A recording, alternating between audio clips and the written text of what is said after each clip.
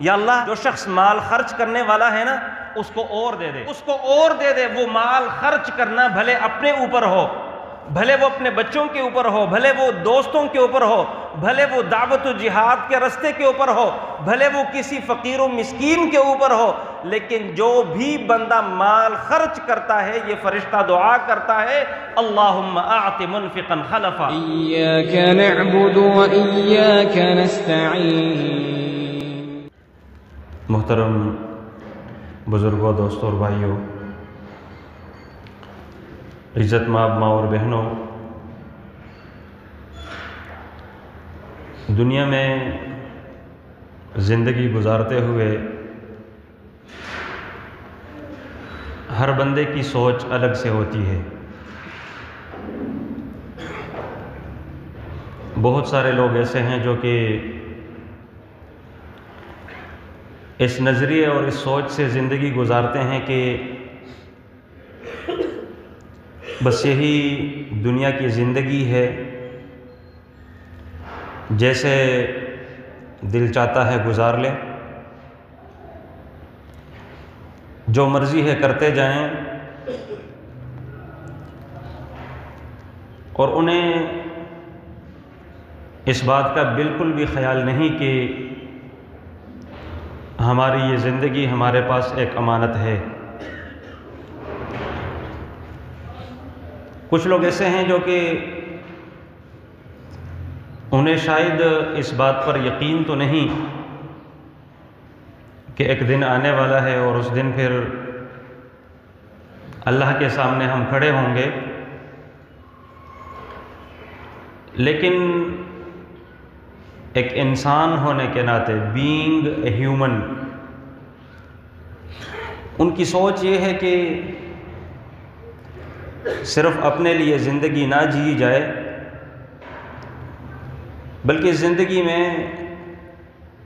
دوسرے کئی ایک غرباء، مساکین، فقراء کے کام آیا جائے۔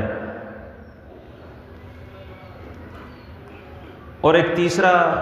گروہ جو کہ لوگوں کے اعتبار سے یہ گروہ بنتے ہیں، ان کی سوچ یہ ہے کہ ہم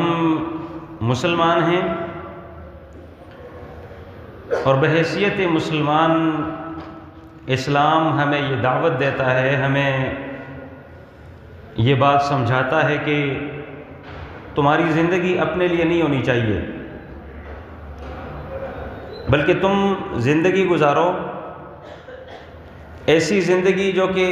کسی کے کام آؤ، ایسی زندگی جو کہ کل قیامت والے دن تمہارے کام آئے،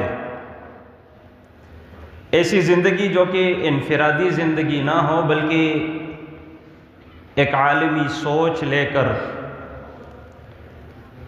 معاشرے میں بہت سارے ایسے لوگ جو کہ محتاج ہیں، بہت سارے ایسے لوگ جو کہ اللہ تعالیٰ نے انہیں دنیاوی نعمتوں سے محروم رکھا ہے،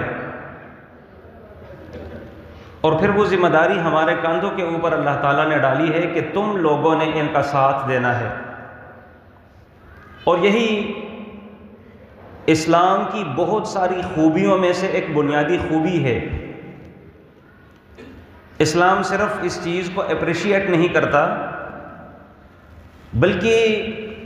باقاعدہ ترغیب دیتا ہے۔ بلکہ اسلام کا اگر میں یہ کہوں کہ جن 5 پلرز کے اوپر، 5 ستون کے اوپر اسلام کا ڈھانچہ کھڑا ہے، ان میں سے ایک ڈھانچہ، ان میں سے ایک ستون اور ایک پلر وہ زکوٰۃ ہے۔ تؤخذ من اغنیائہم فترد الی فقرائہم۔ کسی بھی معاشرے کے جو مالدار لوگ ہوں، اور پھر مالداری کے لیے اسلام نے ایک ریشو یا ایک پیمانہ مقرر کر دیا کہ وہ جو اس لیول کے ہوں گے انہیں مالدار سمجھا جائے گا، ان سے زکوٰۃ لی جائے گی، اور پھر قرآن میں جن لوگوں کو زکوٰۃ دی جائے گی اس زکوٰۃ کے ان مصارف کا بھی تذکرہ کر دیا گیا۔ انما الصدقات للفقراء والمساکین، 8 مصارف زکوٰۃ وہ بیان کر دیے گئے۔ بیان کرنے کا میرا مقصد صرف یہ ہے کہ ہمیں اس بات پر اللہ تعالیٰ کا شکر ادا کرنا چاہیے کہ ہم ایک ایسے دین سے ریلیٹڈ ہیں، ہمارا ماننا یہ ہے کہ ہمارا دین ہمیں جہاں سیاست کا درس دیتا ہے تو وہاں اسی سیاست کے انڈر معیشت کو کیسے مستحکم کرنا ہے وہ اصول بھی بتائے ہیں۔ جہاں ہمارا ماننا یہ ہے کہ جہاں ہمارا دین ہمیں اس اسلام کی دعوت کو پھیلانے کے لیے ترغیب دیتا ہے، بلغوا انی ولو آیہ، تو وہاں پر اس دعوت کے رستے میں روڑے اٹکانے والے، رکاوٹیں ڈالنے والوں کی خاطر شمشیر بے نیام، یہ درس بھی ہمیں ہمارے اسلام نے دیا ہے۔ ہمارا دین، ہمارا ماننا یہ ہے، ہم اس کے اوپر اللہ تعالیٰ کا شکر ادا کرتے ہیں کہ ایک ایسا دین ہے، ایک ایسا مذہب ہے جو کہ انفرادی طور پہ زندگی گزارنے کا درس نہیں دیتا، بلکہ مل کر چلنا، اتفاق اور اتحاد کے ساتھ چلنا، مظلوم و مجبور کا ساتھ دینا، فقراء اور مساکین کا خیال رکھنا، ہمارا دین یہ سب کچھ ہمیں سمجھاتا ہے، اور یہی چیز دنیا میں بھی کام آنے والی ہے، اور اسی چیز نے کل قیامت والے دن بھی ہمارے سروں کے اوپر سایہ بن کر رہنا ہے۔ اللہ کے نبی علیہ الصلاۃ والسلام نے فرمایا، کل رجل فی ظل صدقتہ یوم القیامہ، ہر بندہ کل قیامت والے دن اپنے صدقے کے سائے کے نیچے زندگی گزار رہا ہوگا، وقت گزار رہا ہوگا۔ جو اس نے صدقہ دیا اپنی زندگی میں، جو اس نے مال خرچ کیا اپنی زندگی میں، جو اس نے فقراء اور مساکین کا خیال رکھا اپنی زندگی میں، یہی مال دنیا میں ان کے بھی کام آیا، اور اسی مال کا عوض اللہ تعالیٰ دنیا میں بھی لوٹا کر دے گا، اور پھر یہی مال کل قیامت والے دن سائبان بن کے بندے کے اوپر کل قیامت والے دن کی دھوپ سے لوگوں کو بچائے گا۔ یہ بہت بڑی بات ہے۔ ہمیں، ہمارا ماننا یہ ہے، ہمارا دین ہمیں یہ سمجھاتا ہے کہ کل قیامت والے دن جب لوگ اللہ کے سامنے کھڑے ہوں گے نا، تو بدن کے اوپر کپڑا بھی نہیں ہوگا، زمین تانبے کی ہوگی،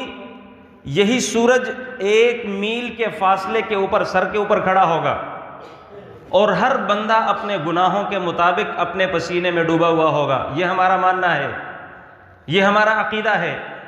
جب اس قدر خطرناک دن کے لیے ایک بندے کو سایہ نصیب ہوتا ہے، اور وہ اس دنیا میں صدقہ اور خیرات دینے کے عوض ہے، تو میں یہ سمجھتا ہوں کہ ہمیں اس چیز میں ہرگز بھی کمی اور کوتاہی سے کام نہیں لینا چاہیے، جتنا ہو سکے۔ اور ہمارا ماننا یہ ہے، یہ بات یاد رہے کہ ہمارے دین نے ہمیں یہ سمجھایا، شاید کہ شیطان ہمیں یہاں پہ دھوکہ دیتا ہے، ڈیٹریکٹ کرتا ہے، شاید کہ ہمیں شیطان یہاں پہ اس بات کا درس دیتا ہے کہ بھائی مال خرچ کر لیا نا تو کم ہو جائے گا، جبکہ ہمارا عقیدہ یہ ہے، ہمارا ماننا یہ ہے کہ ہمارا دین ہمیں یہ بات بتلاتا ہے کہ ما نقصت صدقۃ من مال، صدقے سے مال کم نہیں ہوتا، بلکہ رب العالمین تو اس صدقے اور خیرات سے مال کو اور بڑھاتا ہے، صرف 2 گنا دے کر نہیں، صرف 10 گنا دے کر نہیں، بلکہ 700 گنا تک، یعنی کہ 1 روپیہ خرچ کیا اللہ تعالیٰ 700 لوٹا کر دے گا۔ واللہ یضاعف لمن یشاء، اور اگر اللہ تعالیٰ اس سے بھی بڑھا کر دینا چاہے تو رب العالمین کے خزانے بہت فراخ ہیں، رب العالمین کے ہاں کوئی کمی نہیں ہے، رب العالمین کے خزانے، اس کے عطیات، اس کے گفٹس، رب العالمین جب دینے پہ آئے تو پھر کوئی اسے روک نہیں سکتا۔ اور ہمارا ماننا یہ ہے، ہمارا عقیدہ یہ ہے، ہماری سوچ یہ ہے، ہم اس بات پہ بلیو کرتے ہیں کہ یہ جو مال ہم خرچ کرتے ہیں نا، یہ مال ہمارے لیے خزانہ جو کہ آخرت کا خزانہ ہے، ہم اپنے لیے وہاں پہ جمع کرتے جاتے ہیں۔ ایک سیونگ اکاؤنٹ ہم نے بنایا ہوا ہے۔ اور صرف یہ بھی نہیں بلکہ شریعت مطہرہ نے تو ہمیں یہاں تک سمجھایا، پیارے پیغمبر علیہ السلام نے فرمایا کہ جب تم میں سے کوئی شخص کوئی صدقہ دیتا ہے نا، کوئی مال خرچ کرتا ہے، تو رب العالمین اسے قبول کرتا ہے، اپنے دائیں ہاتھ سے اسے لیتا ہے، اور پھر رب العالمین اس صدقے کی پرورش کرتا ہے۔ کما یربی احدکم فلوہ، جیسا کہ تم میں سے ایک شخص، اس کی ایک بکری ہے، اس کا ایک چھوٹا سا بچہ پیدا ہوتا ہے، اور یہ بندہ اس بکری کے چھوٹے سے بچے کا خیال رکھتا ہے، پانی پلاتا ہے، چارہ کھلاتا ہے،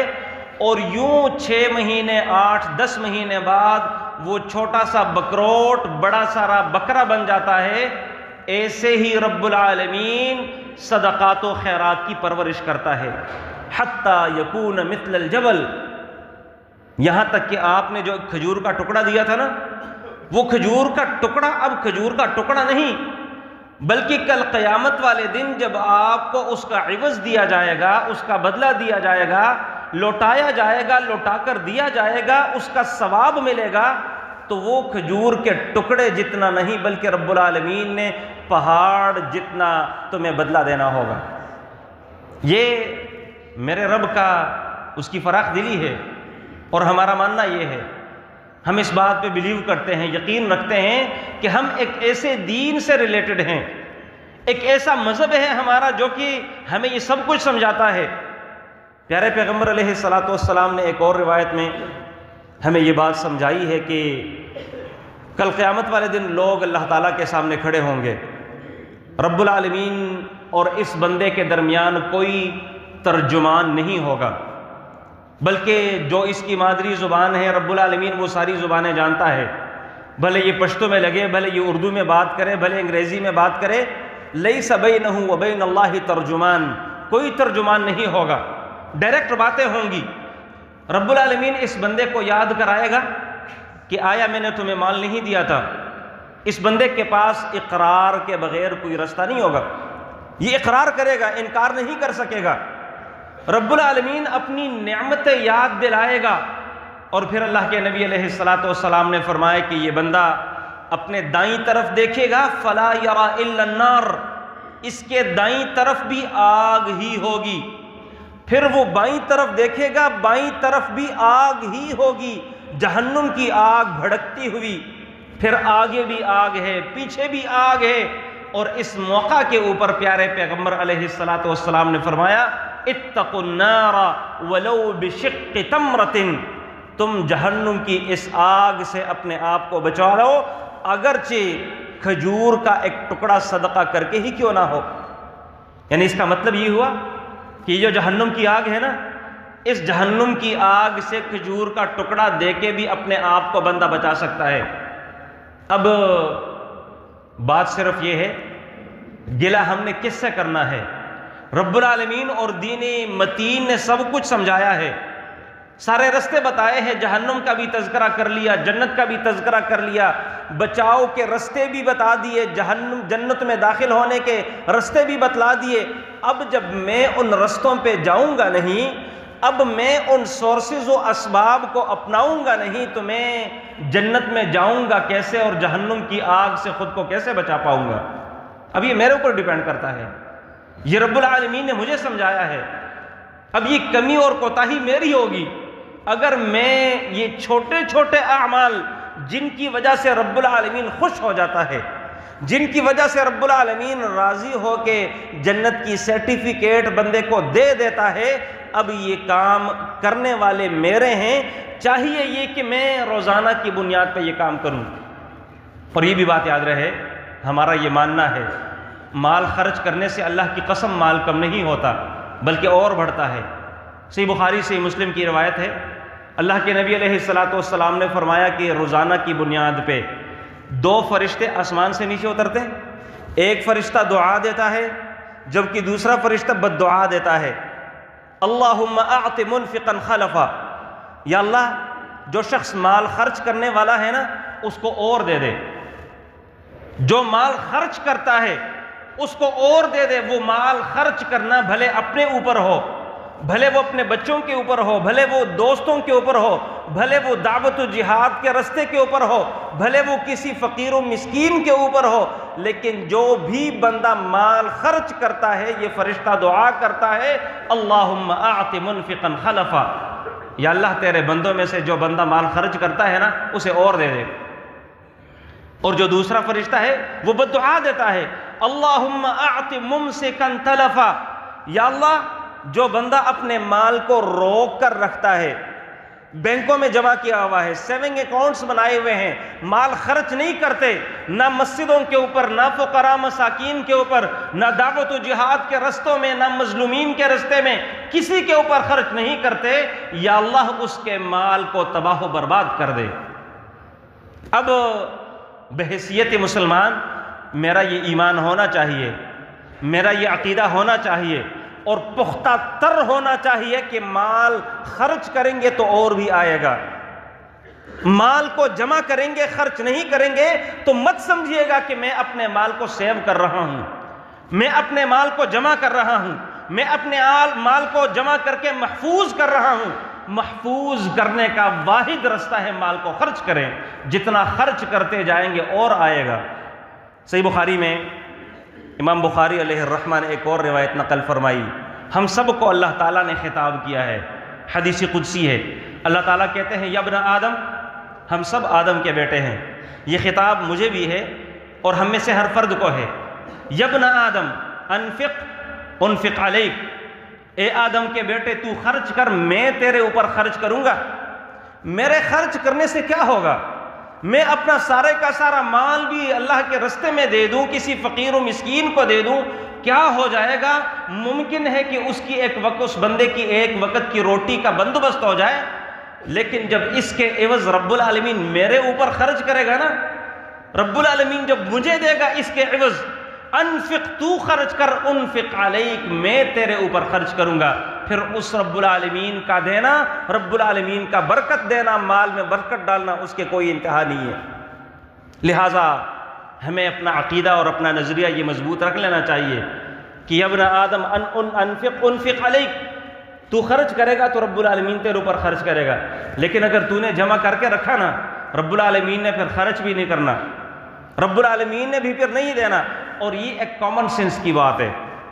ایک کامن سینس کی بات ہے، جب ایک بندہ خرچ کرتا نا جیب خالی ہو جائے، رب العالمین کے ذمے ہیں اپنے بندے کی ضروریات کو پورا کرنا۔ جب رب العالمین دیکھتا ہے نا کہ اب میرے بندے کو اور ضرورت ہے، جیب خالی ہوگی نا، خزانہ خالی ہوگا، اکاؤنٹ خالی ہوگا نا، رب العالمین اور دے دے گا۔ تجربہ کریں،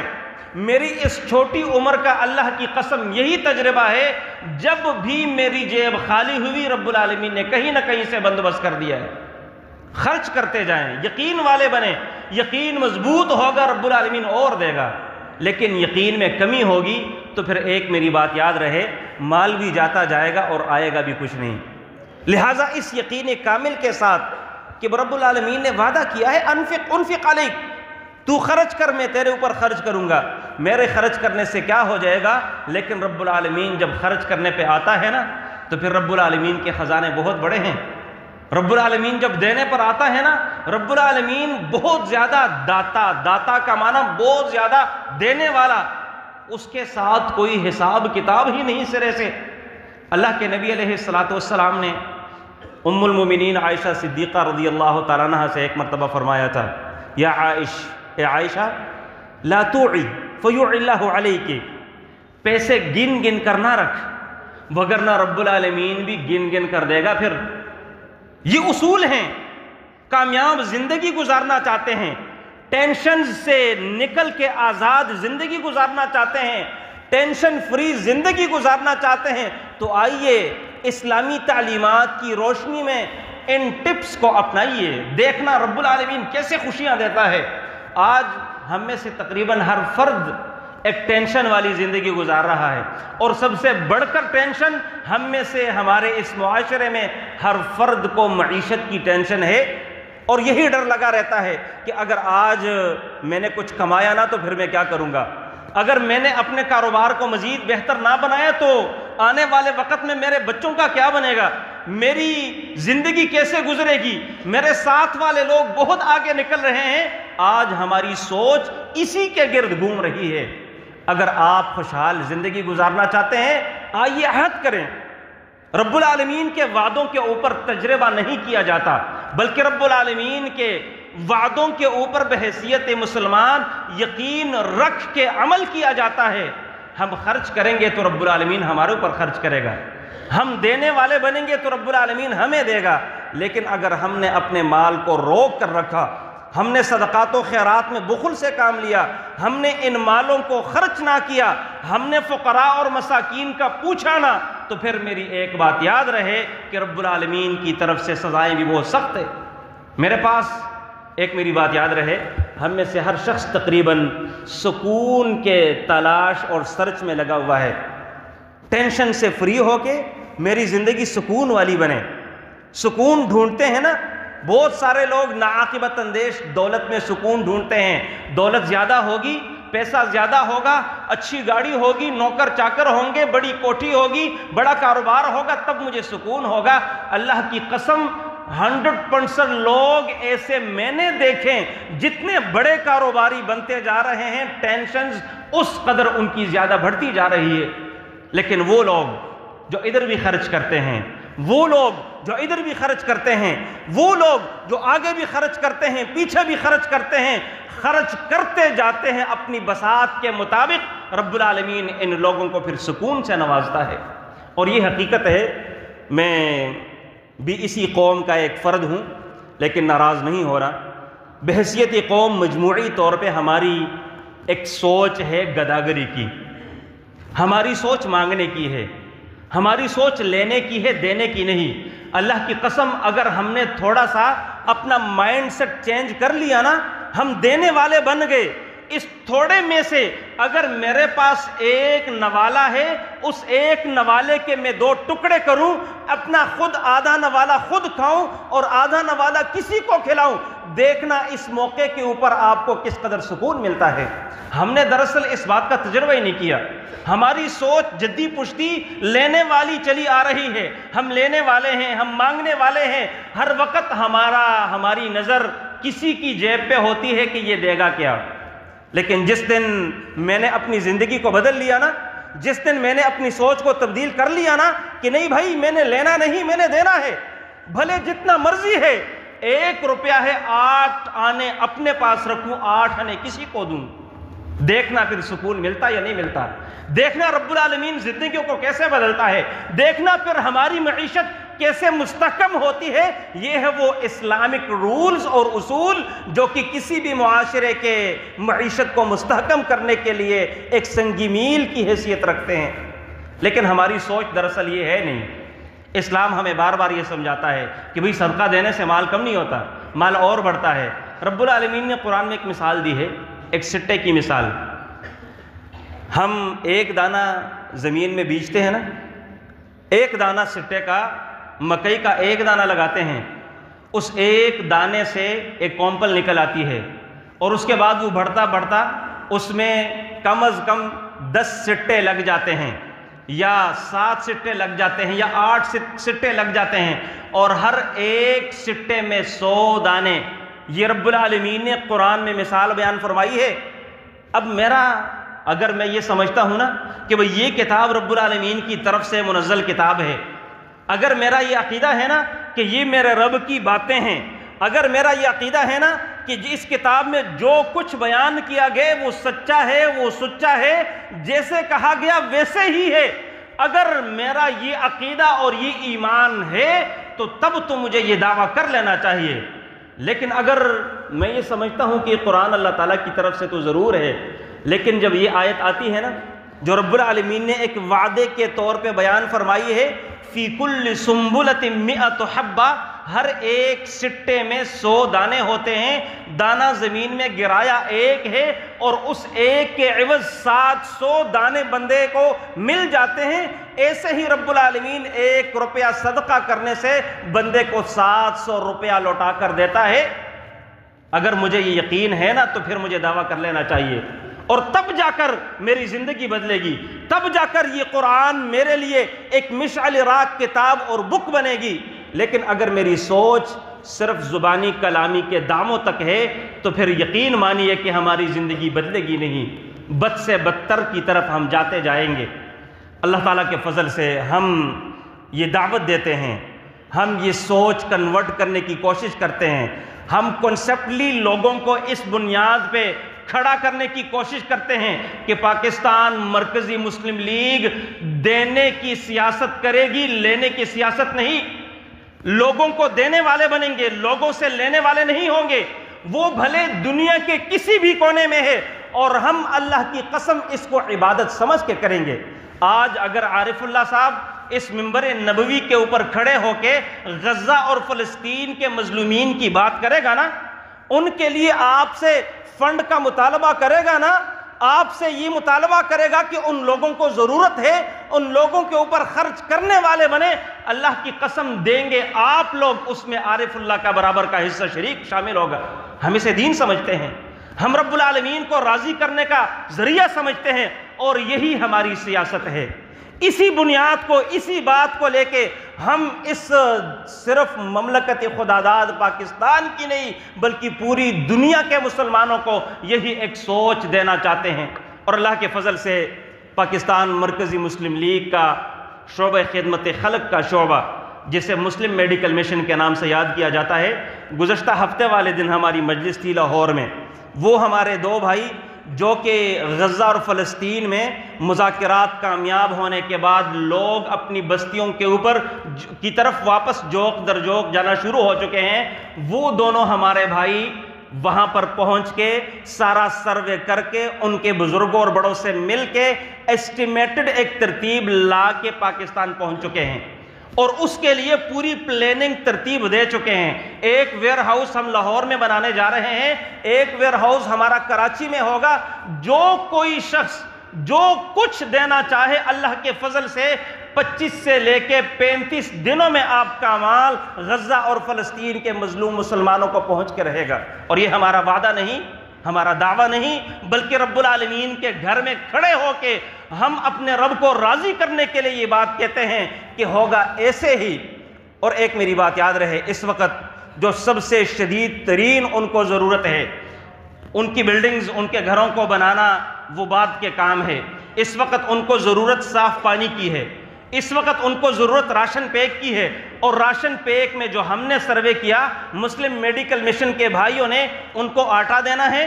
یا اگر گندم دینا چاہے تو بھی ٹھیک، ان کو چاول پہنچائیں گے، ان کو ہم آئل گھی پہنچائیں گے، ان کو دالیں پہنچائیں گے، اور ان کو خیمے ہم نے پہنچانے ہیں۔ سب سے پہلے مرحلے میں ہمارا ٹاسک یہ ہے کہ ہم نے اللہ کے فضل سے غزہ اور فلسطین کے مظلوم بھائیوں کا ساتھ دینا، اور ہم نے 10,000 ٹن راشن ان تک پہنچانا، یہ ہماری ذمہ داری ہے۔ ہم سب نے مل کے یہ کام کرنا ہے،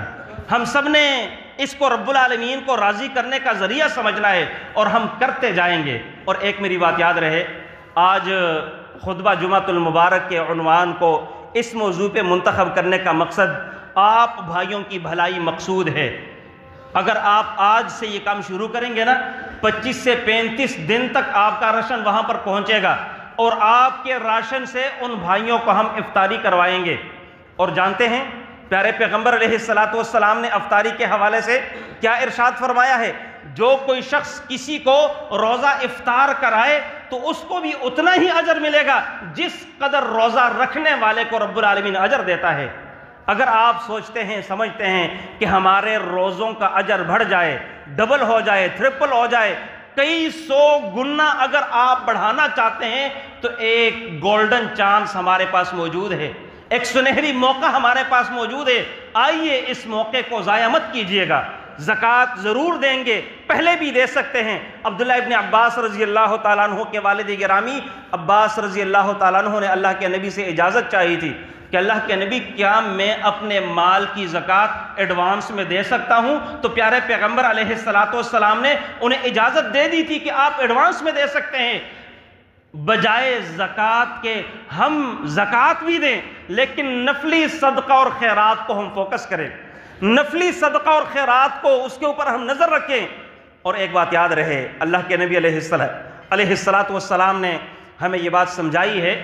کہ جو شخص غریب اور مسکین ہونے کے باوجود صدقہ دیتا ہے نا، سب سے افضل صدقہ یہ ہے، ایک بندے کے پاس خود کھانے کو نہیں لیکن وہ دوسرے مسلمان بھائی کی سوچتا ہے۔ اللہ کے نبی علیہ السلام کی ابھی خطبے کی تیاری کرتے ہوئے ایک روایت نظر سے گزری، سنن ابو داؤد میں امام ابو داؤد علیہ الرحمہ نے نقل فرمائی ہے، اگرچہ بعض علماء نے اس کے اوپر کچھ کلام بھی کیا ہے۔ اللہ کے نبی نے فرمایا جو کوئی شخص کسی مسلمان کو کپڑا پہنائے جبکہ اس کو کپڑے کی ضرورت ہو، رب العالمین اس کو جنت کے سبز لباس میں سے اس کے عوض پہنائے گا۔ من اطعم جائعا علی جوع، جو کوئی شخص کسی بھوکے کو کھانا کھلا دے جبکہ اس کو بھوک لگی ہوئی ہو، رب العالمین اطعمہ اللہ من ثمار الجنہ، رب العالمین اس کو جنت کے پھل میوہ جات میں سے اس کو کھلائے گا۔ من سقا علی ظمأ، اگر کسی شخص نے کسی پیاسے کو پانی پلا دیا، رب العالمین کل قیامت والے دن جنت کے الرحیق المختوم مہر لگی ہوئی شراب یہاں دنیا میں پانی پلانے کی عوض اس کی وجہ سے رب العالمین جنت کی وہ شراب پلائے گا۔ ایک گولڈن چانس ہے ہمارے پاس، ایک موقع ہے، ہم پرامن ہے، ہمارے گھر ہمارے سر چھتوں کے نیچے ہیں، ہمارے پاس سب کچھ موجود ہے۔ اللہ کی قسم اگر ہم یہ سوچنا چھوڑ دیں کہ بھئی کیا کھاؤں گا، بلکہ یہ سوچنا شروع کر دیں کہ کیا کھلاؤں گا، تو پھر دیکھنا رب العالمین ہمیں کیسے کھلاتا ہے۔ صرف یقین محکم اور مضبوط کرنے کی ضرورت ہے۔ گزارش میری صرف یہ ہے، یہ مرکز، یہ ممبر اس بات کی امین ہے کہ آپ کی امانتیں اللہ کے فضل سے بیت المال میں جمع ہو کے وہاں سے باقاعدہ طور پہ 25 سے 35 دن میں آپ کی امانت وہاں پر پہنچے گی۔ صدر میں ہمارے قاری عدنان صاحب ہیں، سٹی میں ہمارے رضوان بھائی ہیں، اسی طریقے سے سفیر ڈیری میں ہمارے اجمل بھائی ہیں، تہکال میں ہمارے غلام اللہ بھائی ہیں، غازی سمیع اللہ بھائی ہیں، جگہ جگہ ہمارے بھائی، ایک نیٹ ورک موجود ہے، ان سے رابطہ کیجئے گا۔ اللہ کے فضل سے آپ کی امانتیں انہی مظلومین و مجبورین تک پہنچ کے رہے گا جن کے نام آپ دیں گے۔ اللہ تعالیٰ سے دعا کرتے ہیں کہ اللہ تعالیٰ سمجھنے اور عمل کرنے کی توفیق عطا فرمائے۔ وَأَقُولُ قَوْلِي هَذَا وَأَسْتَغْفِرُ اللَّهَ لِي وَلَكُمْ وَلِسَائِرِ الْمُسْلِمِينَ۔